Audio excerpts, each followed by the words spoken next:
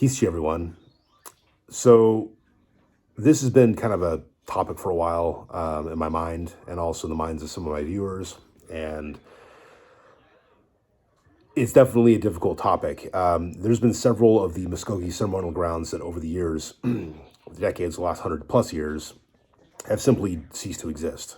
And most recently, that I'm aware of, at least when I lived in Oklahoma, it was fairly recent. Tukabatchee, one of the original grandmother towns of Muscogee Nation, the ceremonial grounds no longer exists. You got Tukabatchee people, you got traditionalist Tukabatchee people, you've got people who, grew up going to the grounds and who speak the language, but who are unable to go now because the song has been lost. You lose the song, you can't open the grounds, and the ceremonial grounds is gone now. You can make a new song, but it's not going to be the same ceremonial grounds anymore. It's not going to be Tukabatchee. It'd have to become something like New Tukabatchee, okay? I have not seen Greenleaf as being on the current list of active ceremonial grounds, and I'm hoping that's not correct, because I know that these online lists are sometimes not correct. I'm Greenleaf. My family hasn't been active in generations. So I know that there's been sort of I've heard this a lot. I've listened to interviews a lot, like Woodrow Haney was a very important figure back in the day, that on the issue of those going to church and those going to the ceremonial grounds. And there was a bit of a clash when it came to ideas, and there's definitely a separation between the two that was very noticeable. Woodrow kind of was in the middle, and although he was a pastor, he was very much into preserving culture, and he was very much into trying to keep things, trying to make peace with his people, trying to get them to like each other. He was very good about that. I'm very impressed. I only learned about him recently. I'm going, wow, this guy is absolutely amazing. Okay, so my thoughts on the ceremonial grounds are this. I'm a very active, well, I'm not the last mother sub, but I'm a pretty active Latter-day Saint. I'm a member of the Church of Jesus Christ of Latter-day Saints. I don't go to the traditional Baptist or Methodist churches. In Creek Nation, I live in California. There's people in the tribe who are not really religious. There's some who are very religious, and you got some that are traditionalist and not church-going. You have some that are church-going and not ceremonial grounds people. They have some that do a little bit of both for whatever reasons. And when it comes to the Indian churches, I know that, each traditional church doesn't actually have services every Sunday of the month. Like, they literally go to each other's churches to kind of keep those churches active. Sometimes they'll even preach at each other's churches. That's what I've heard. And granted, this information is about 11 years old, but it's probably still relatively current, I imagine. So here's kind of whatever your theology is. Okay, it depends on your theology. That determines really what you believe and what you how you want to go about whatever your activity, the desire for activity in either the churches or the ceremonials. But my focus on this video is the ceremonials. The ceremonials are where you get your Indian name. That's where the medicine is. And I know there's been a decline in medicine people, and there's been a decline in the grounds themselves. There's also been, as I understand it, it appears that this is an internal problem. You have, so it's not just, oh, those evil Christians went and persecuted us or whatever. It's not like that. And to be honest, there was persecution against Christians in the tribe back in the 1800s. So it's not all one-sided. And the persecution of that nature was more physical in nature and not just ideological. So there's been antagonism on both ends, over the last couple hundred years, it seems. But there's many of us who would like to go to the ceremonial grounds. We'd like to be a part of that. Okay, and we may be very much Christian, but maybe you still want to go to the ceremonials. We may not share the same theology 100% as with the traditional viewpoints on the cosmology of our tribe, but we may still believe in other aspects and want to be a part of the social structure of this. And it's important because the social structure of the ceremonials is the historical, traditional structure of our tribe, period. We have a tribal government now, but that doesn't mean that some of the old ways are things that we want to see disappear. Like, I don't want to see it disappear. I don't. I know the traditionalists don't want to see it disappear, but you have a lot of their grandkids who are not going to the ceremonial grounds or who don't speak Muscogee. And I realize that, in all fairness to those who are running these grounds, if you're running the grounds, it's because you're a native speaker. It's because you grew up in the ceremonial grounds. It's because maybe your grandfather was a medicine maker, and maybe that's something you grew up around. It was very strong in your family. And sure, maybe you have a grandparent who went to church instead and who did not want to go to the ceremonials, but you still went, or whatever the case may be. And maybe you went more Christian, like was it Chabon Cornell's? You went to church more, but now you're trying to get more to the ceremonials for whatever the case may be.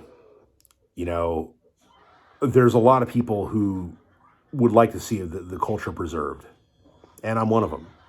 And a lot of mixed bloods are among those people. Mixed bloods like myself would like to see this stuff preserved. Okay? I don't want to see it preserved simply as a relic of the past, though. I don't want to see it exist simply as a museum piece. I want it to be a living and breathing thing. I realize that there's a lot of traditions that exist in these grounds. I know there's things like, until the elders eat the food, you're not supposed to eat until they eat.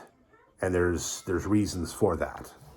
There's reasons for that. Like, you might get sick or something if you eat it before they do. Things like that. I know there's a superstition. I'm not saying that in a bad way. I'm just saying there are definitely superstitions that exist when it comes to this sort of thing.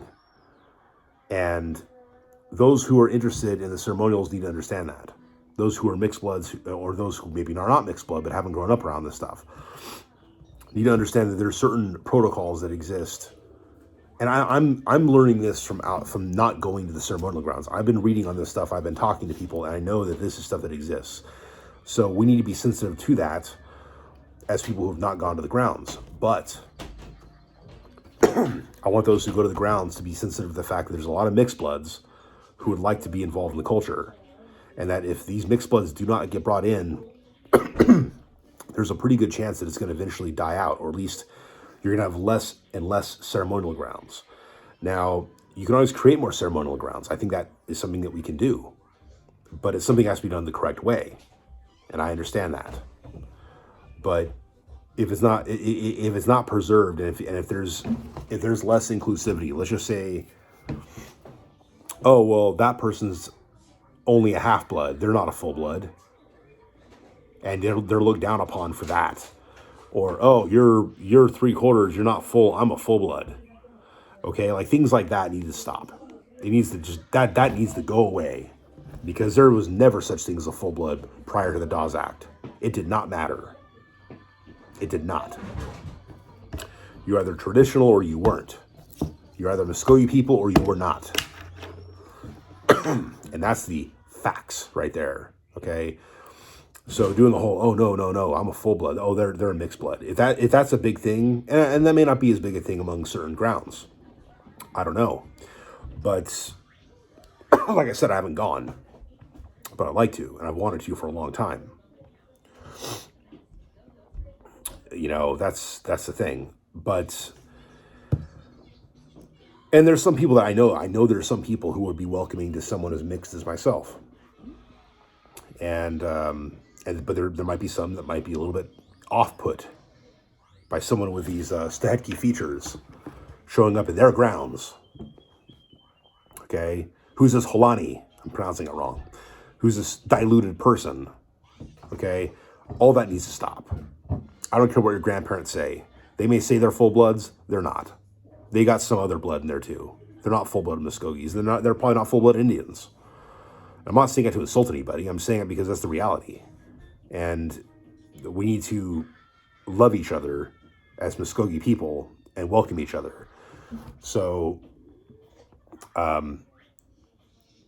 If there's any traditionalists watching this, sorry, I got a stupid cough all of a sudden. If there's any traditionalists watching this,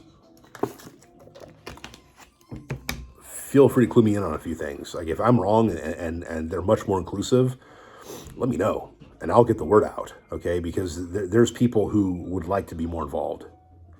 And the problem is there's also those of us who live in California and outside who are off the reservation as they're trying to tell us now. We're no longer on the reservation. We're we're elsewhere.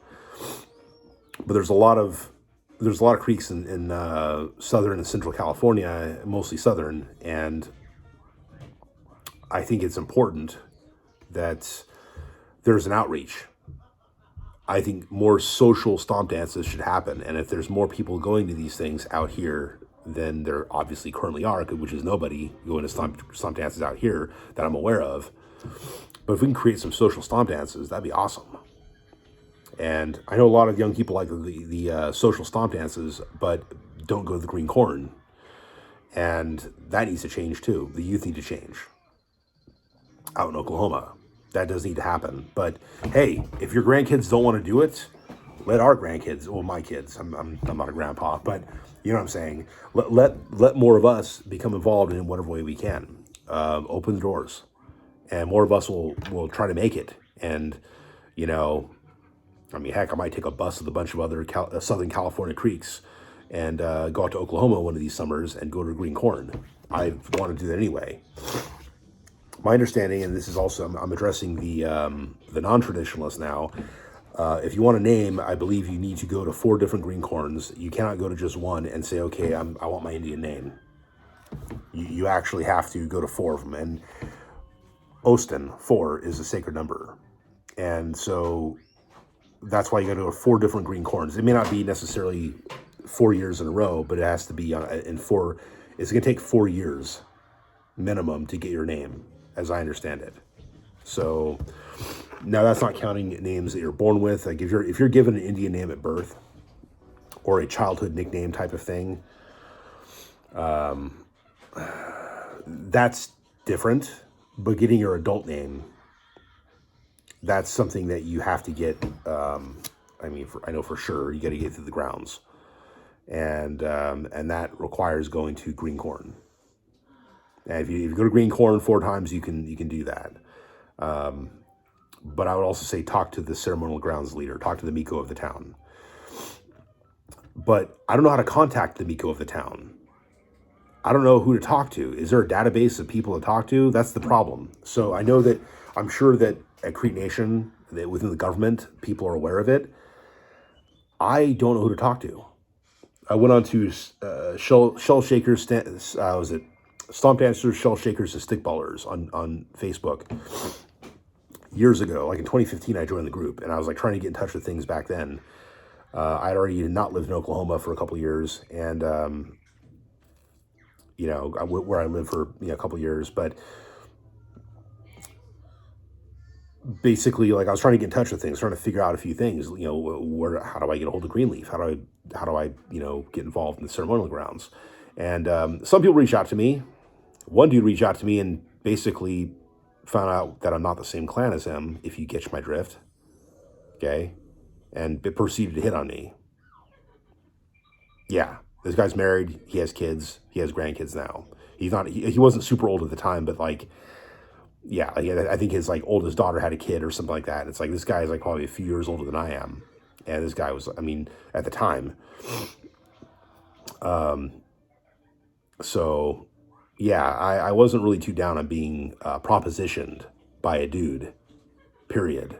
Especially by a dude who goes to the ceremonial grounds that I belong to, and technically he doesn't. He belongs to different grounds. He's Greenleaf on his dad's side. I'm not going to name any names, but some of you might know who I'm talking about. Okay? Look, in your private life, do your own thing. But you know what? Don't do that sort of thing to people who are trying to get in touch with the culture. Because that's a very, very bad and very stupid thing to do. You're only going to drive people off. Okay? I didn't proceed very much after that. and that's the reason why. Okay, and I talked to the leader of the group, the Facebook group. I let him know what's going on, and I think he continued to set this guy straight on the issue. So, and again, I'm not a homophobe, okay, but this was a very aggressive, very unwanted advances. I could have just turned off, yeah, okay, block. I was trying to be a nice guy. Let's put it that way. I was trying to be a nice guy and not drive off somebody that I may eventually meet in the future at one of the grounds. And now I never want to see this person. Okay, I never do. And I'll never forget his name. I'll never forget what happened. And I have screenshots of the conversation, just in case I ever need to use those screenshots for any reason. Okay? So be more welcoming. If it's not already happening, make it happen, please. This is I'm addressing the traditionalists, those who are running the grounds or who are active members. Be more welcoming if you're not. Don't cap on us for being mixed bloods, because we might actually help keep the grounds alive moving forward in the future. If it's going to exist, it might be because more of us get brought into it. And don't make unwanted advances sexually towards us. Okay, like towards anybody. Okay, seriously, if you're married, especially if you got kids and grandkids, what are you doing? You know what I'm saying? Like, what are you thinking? Yeah. Anyways, for those who have not been raised traditionalists, understand there are protocols. There, when it comes to the way you act, where you sit at the grounds, things like that. Not all dances are going to be the regular social stomp dance. There's other dances that are done as well. Okay. Will Sampson did some paintings of them, by the way, and they're beautiful. May he rest in peace. And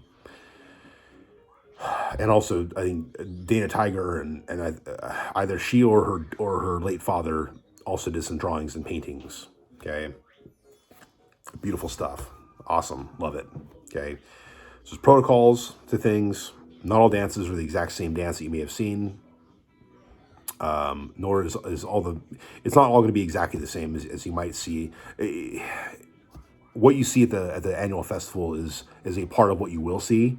It's not going to be the entire thing, though. Okay, if you want a name, you got to wait a couple years. Okay, you got to make sure that you're actually active in the grounds, at least active enough to merit the 4-year mark. I haven't been, but I'm pretty sure the majority of this, if not all of it's going to be in the Muscogee language. Okay, there is a song that opens the grounds, and without that song, that grounds disappears. So, just inform yourself as much as you can. I'll do whatever I can to make people aware of things. Oh yeah, don't take pictures of the fire. The sacred fire is a sacred fire. It's like you don't go to church and take a picture of what's going on. I know that some pastors will video record their stuff and they'll go ahead and like be televangelists. But, if you go, I mentioned I'm a Latter-day Saint. You don't go into the temple with a camera. You don't go recording stuff. Okay? You don't, unless you're specifically asked by your pastor or your priest or your rabbi or whatever your religion is. Unless you're asked to record things, don't do it. And as far as I understand it, it's completely taboo to take pictures of the fire. Okay? It's just don't do it. Be very sensitive to things like that. Be completely respectful, because if you don't, if you're deliberately disrespectful in that respect or that regard, maybe you shouldn't go to the grounds. Okay? Don't take selfies of yourself doing the stomp dance at the green corn. Just don't do it. All right? Be very respectful of all of it. Be humble, be nice, ask questions, listen, and try to learn as much as you can. And do what people ask you to do, other than that dude I'm talking about. Okay, just be, as far as like, don't eat here, don't eat this, sit over here, things like that, And I'm saying this guy's never gone, but I know that this stuff exists. I know these protocols exist. So keep that stuff in mind. And anyways, yeah. So I hope to eventually go to Green Corn. I'm hoping to see more people go and to see the grounds not disappear, because they're sacred, they're important, they're an important social part. I may not believe in all the cosmology, all of the cosmology, and maybe some of it, maybe not all of it. There might be traditional things I believe, there might be traditional things I don't believe. But that being said, like the social structure, and not to mention the spiritual structure of our people, has a lot to do with the ceremonial grounds and medicine. I do believe the medicine has power. I do believe that. And so there's things that I do believe. There may be other things, like I don't think we have 4 souls or whatever. I mean, I've read things like that. I might be misunderstanding that, but there might be some things I disagree with. But there might be a lot of other things I agree with theologically. I'll be respectful regardless to whoever believes which way or the other, if I were to go. And even in general in my life, I try to be, be respectful to people's beliefs, even if they differ. But within reason. There's obviously, bad people and bad organizations that I will disagree with. So, but that's another story. That has nothing to do with ceremonials. So, or the churches. Well, not as much, I don't think. But keep that stuff in mind, because just be nice to everybody, and obviously stand your ground with certain types of people, but be nice. And there's a lot of good people who go to these things, and please do not go out of your way to offend any of them, okay? Anyways, I hope this is helpful, and I'm hoping that anyone who's in the traditionalist circle can reach out to me and to others who are not raised in this, in the traditional ways, and who have never gone to the Green Corn, and who would like to know more and be more an active part of our culture before it gets lost, and maybe even help keep some of it alive, because it's important, right? It's important to our ancestors. It's important to many of our people today. And so, yeah. Anyways, reach out. And if there's anybody in Southern California who does any sort of song or dance that's Muscogee, please reach out to me, please. Okay? I'm like 30 minutes away from Los Angeles. I'd be very, very happy to meet up with other Muscogee people in general, but especially when it comes to something of that nature. And I know that someone in Southern California, there's been some stomp dancers. I saw a video of some guys, I think it was like firemen or something. Michael, stop that. Shh. Take it over there. No. Yes. Please, Michael, over there. Give me just a second. I'm almost done. But I know there's people that do stomp dancing in Southern California, and I swear, it said Cherokee in the video. It sounded Creek to me. It sounded just like the Muscogee stomp dances that that I've heard and seen. And yeah, so if there's anybody in Southern California who's interested in doing that stuff and would like to maybe help other Muscogee people to learn the songs, to know more of the dances and things like that, please reach out. Okay, I would very much appreciate that. And hit me up in the comment section. Look me up on Facebook. I know at least one of you have done so now, and now we're friends and we talk a lot. And by you, I don't mean traditionalists. I mean one of my viewers, and we talk quite a bit now about all the Muscogee stuff. So yeah, and other things now, and it's cool. So we Muscogee people need to stick together, and we need to preserve our stuff. Okay, and so yeah, reach out to each other, reach out to me, and I'll talk to you on the next video.